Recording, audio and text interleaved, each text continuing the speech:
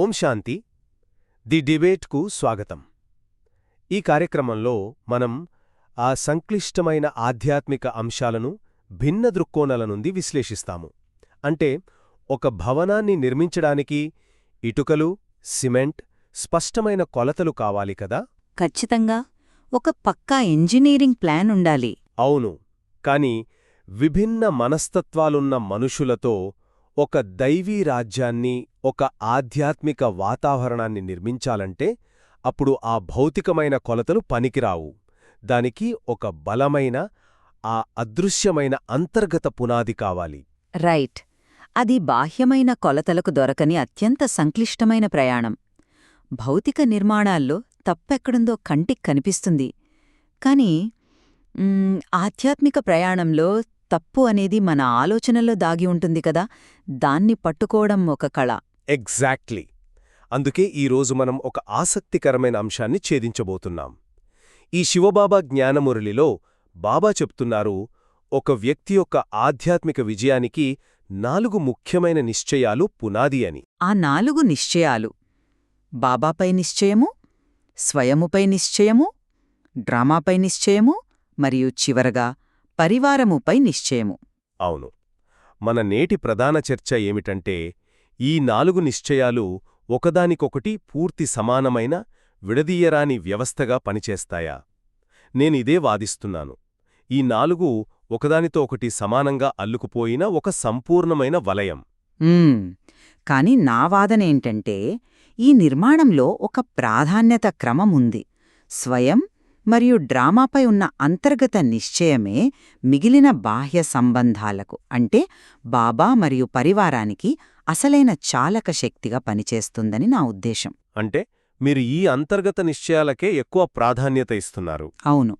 పునాది బలంగా ఉంటేనే గోడలు నిలబడతాయి గదా. స్వయం, డ్రామా అనేవి మనిషి యొక్క అంతర్గత కర్మాగారంలో జరిగే ప్రక్రియలు. మీరు ఏ ఉద్దేశంతో అంటున్నారో నాకు అర్థమవుతోంది. కానీ దీనికి సంబంధించి నా దగ్గర ఇంకో బలమైన వాదన ఉంది. ఈ శివబాబా జ్ఞానమురళిలో బాబా స్పష్టంగా చెప్పారు, 4 నిశ్చయాలలోనూ పక్కాగా ఉండటము, అనగా నిశ్చయబుద్ధి విజయులుగా అవ్వటము అని. బాబా అక్కడ ఎక్కడా ముందు ఈ 2 చూసుకోండి, తర్వాత మిగతావి వస్తాయని చెప్పలేదు కదా. నిజమే, చెప్పలేదు. కాని ఒక్క నిమిషం, ముఖ్యంగా మనం గమనించాల్సిందేంటంటే, బాబా పరివారము గురించి చాలా నొక్కి చెప్పారు. విశ్వంలో మరెవరికీ లేని ఇంతటి పెద్ద పరివారంలో ఉన్నాం మనం. మురళిలో చెప్పినట్లు 108 పూసలమాల ఎలాగైతే అద్భుతంగా కూర్చోబడి ఉంటుందో, అలా అందరితో కలిసి నడవటమే అసలైన విజయం. రైట్. పరివారంతో మాకేమిటి, నా అంతర్గత సాధన, డ్రామా జ్ఞానం నాకుంటే చాలుగదా అనుకుంటే కుదరదు అని బాబా హెచ్చరించారు. ఎందుకంటే మనం చేస్తున్నది ఏకాంత తపస్సు కాదు, మనం ఒక దైవీ రాజ్యస్థాపన చేస్తున్నాం. రాజ్యంలో ప్రజలు, పరివారం అందరూ ఉంటారు కదా. కాబట్టి స్వయం ఎంత ముఖ్యమో పరివారం కూడా అంతే ముఖ్యం. ఏది దేనికి తక్కువ కాదు. ఇది నిజంగా ఆలోచింపజేసే వాదనే. రాజ్యస్థాపనకు పరివారం కేంద్రబిందువు అన్న మీ మాటతో నేను ఏకీభవిస్తాను. కాని ఇక్కడ మురళీలో దాగియున్న ఒక సూక్ష్మమైన మెకానిజంను మీరు విస్మరిస్తున్నారని నాకనిపిస్తోంది. ఎలాంటి మెకానిజం? ఏకమతం ఎలా సాధ్యమవుతుందన్న రహస్యం. మురళీని లోతుగా గమనిస్తే బాబా పరివారాన్ని ఒక పరీక్షా కేంద్రంలాగా అభివర్ణించారు. ఆ పరీక్షా కేంద్రంలో భిన్న భిన్న సంస్కారాలున్న వ్యక్తుల వల్ల సహజంగానే విఘ్నాలొస్తాయి కదా. వస్తాయి, సహజమే. మరి ఆ సమయంలో వీరెందుకిలా చేస్తున్నారు, నాకే ఎందుకిలా జరుగుతోంది అని ప్రశ్నలు పుడతాయి. ఆ అలజడి నుండి కాపాడే ఆయుధమేమిటి?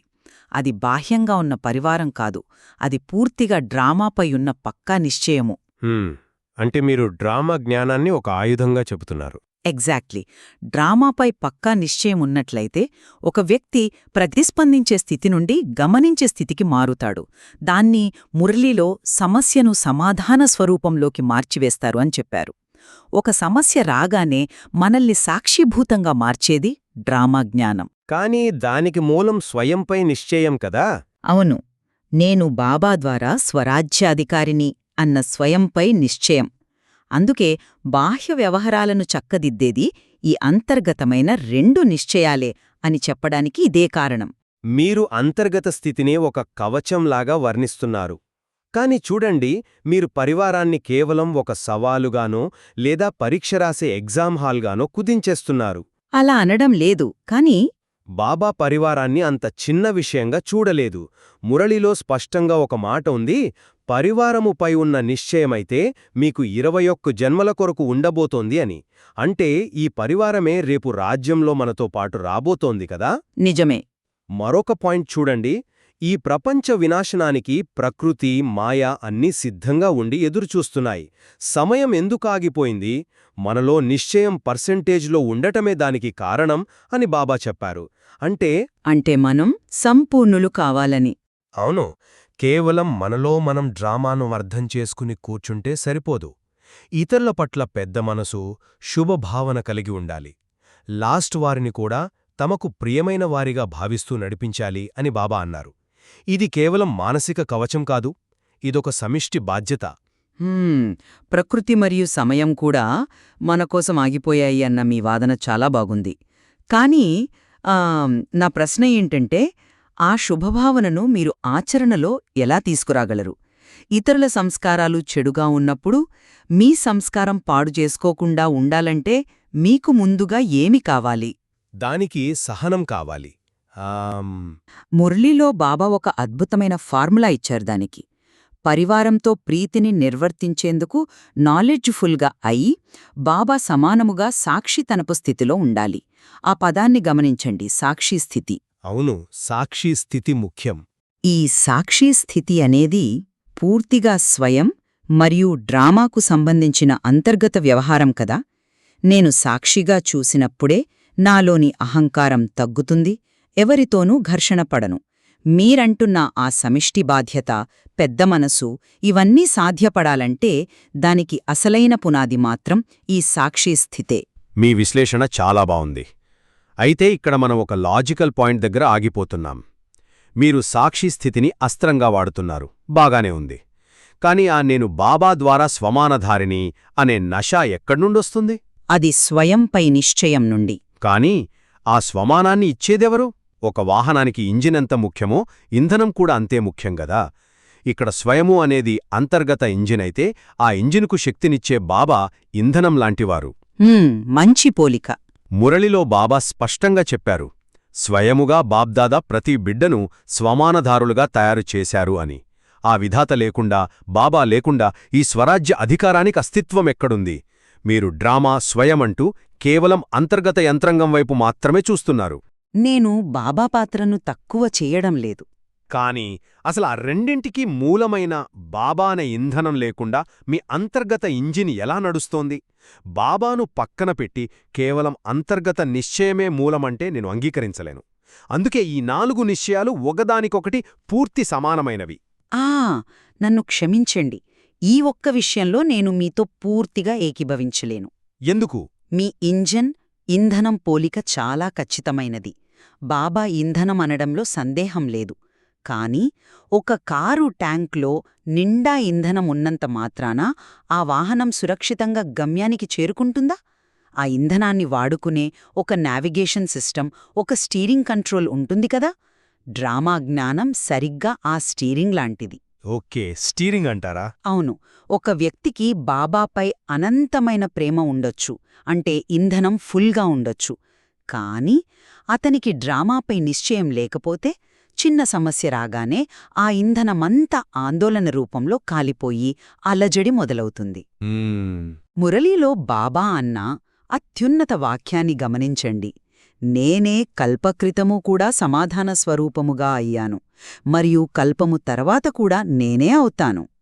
ఇది బాబాపై ఉన్న నిశ్చయం కన్నా మించినది. ఇది డ్రామాచక్రంపై ఉన్న లోతైన నిశ్చయం. బాబా ఇంధనమిచ్చారు, సత్యమే.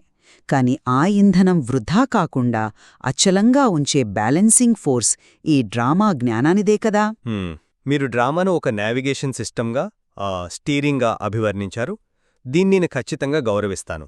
కానీ చెప్పండి, మనం ఆ స్టీరింగ్ పట్టుకుని ఎక్కడికి నావిగేట్ చేస్తున్నాం? మన అంతిమ లక్ష్యమేమిటి? కేవలం మనల్ని మనం కాపాడుకోవడమేనా? మురళిలో చివర్లో బాబా ఒక బ్రహ్మాండమైన బాధ్యత గురించి గుర్తుచేశారు. దుఃఖంలో ఉన్నవారికి ముక్తినివ్వనిదే మీరు ముక్తిలోకి వెళ్లలేరు అని చెప్పారు. రైట్.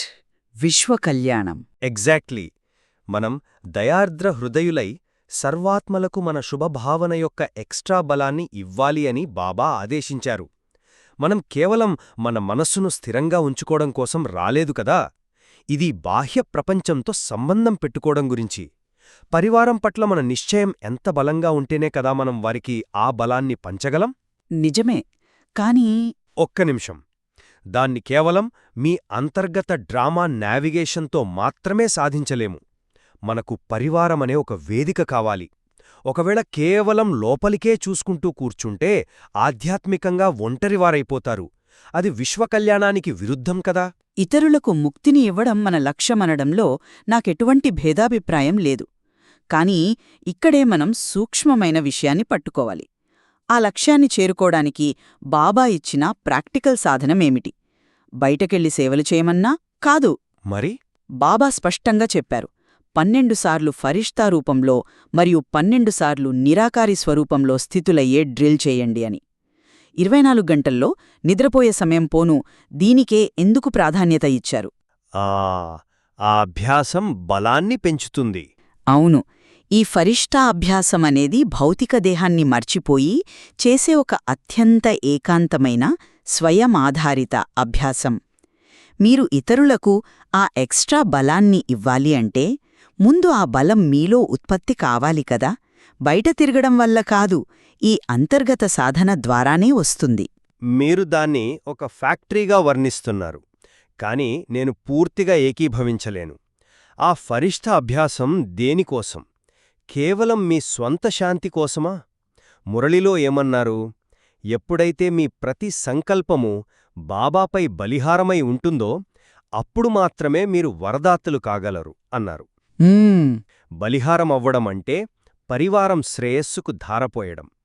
ఇంకో మాట, కారణమన్న పదాన్ని సమాప్తము చెయ్యండి, నివారణను తీసుకురండి అని బాబా అన్నారు. ఈ నివారణ ఎక్కడ కావాలి? బాహ్య ప్రపంచంలో, పరివారంలో మనుషులు సృష్టించే సమస్యలకే కదా. రైట్, సమస్యలు బయటే వస్తాయి. మురళీ ప్రకారం మీరు నంబర్ 1 డివిజన్లోకి రావాలంటే పరివారంతో ప్రీతిని నిర్వర్తించాలి. బాబా ఒక అద్భుతమైన ఉదాహరణ చెప్పారు. బాబా ముందు అపోజిషన్ జరిగినప్పుడు కూడా వ్యతిరేకించిన వారికి టోలీ పంపి ప్రేమను పంచారు. ఇక్కడ సాక్షీ స్థితిని మాత్రమే కాదు, దయార్ద్ర హృదయాన్ని మనం గమనించాలి. అది చాలా శక్తివంతమైన పాయింట్. అపోజిషన్ జరిగినప్పుడు బాబా ప్రేమను పంచిన సంఘటన ఆ పరీక్ష ఎగ్జామ్ హాల్లోనే జరుగుతుంది అనడం నేనంగీకరిస్తున్నాను. కాని ఇక్కడ లాజిక్ చూడండి. ఎగ్జామ్ హాల్లో పాస్ అవ్వాలంటే ముఖ్యమైనది ఆ హాల్లోని వాతావరణమా, మిగతా విద్యార్థులా? కాదు కదా. ఏకాంతంగా చదువుకున్న జ్ఞానం, మీ అంతర్గత ప్రిపరేషనే మిమ్మల్ని పాస్ అయ్యేలా చేస్తుంది. మురళిలో బాబా అన్నారు, భిన్న భిన్న సంస్కారాలు ఉంటాయి, అలా ఉండవలసిందే అని. పరివారంలో భిన్నత్వం ఒక డిజైన్. అపోజిషన్లో బాబా టోలీ పంపే మనోస్థైర్యాన్నిచ్చింది ఆ అంతర్గతమైన సాక్షిస్థితే కదా. అంటే అంతా లోపలే జరుగుతుందంటారా? మధురమైన సంబంధం అనేది ఈ డ్రామా జ్ఞానం మరియు స్వయం నిశ్చయం యొక్క బైప్రొడక్ట్ మాత్రమే. అసలైన ప్రాసెస్ లోపలే జరుగుతోంది అనడంలో ఎలాంటి సందేహమూ లేదు. సరే, ఈ సుదీర్ఘమైన మథనం ద్వారా మనం ఒక అద్భుతమైన అవగాహనకు వచ్చామని అనుకుంటున్నాను.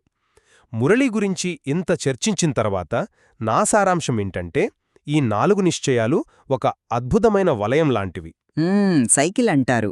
అవును, బాబా అనే ఇంధనం శక్తినిస్తుంది, స్వయం అనే ఇంజన్ ఆ శక్తిని గ్రహిస్తుంది, డ్రామా అనే నావిగేషన్ వ్యవస్థ దానికి స్థిరత్వానిస్తుంది, చివరగా పరివారము అనబడే ఆ విశాలమైన రోడ్లో ఆ వాహనం ప్రయాణిస్తూ అందరికీ ముక్తిని పంచుతుంది. ఈ వలయంలో ఏ ఒక్కటి తగ్గినా మొత్తం ప్రయాణం ఆగిపోతుంది.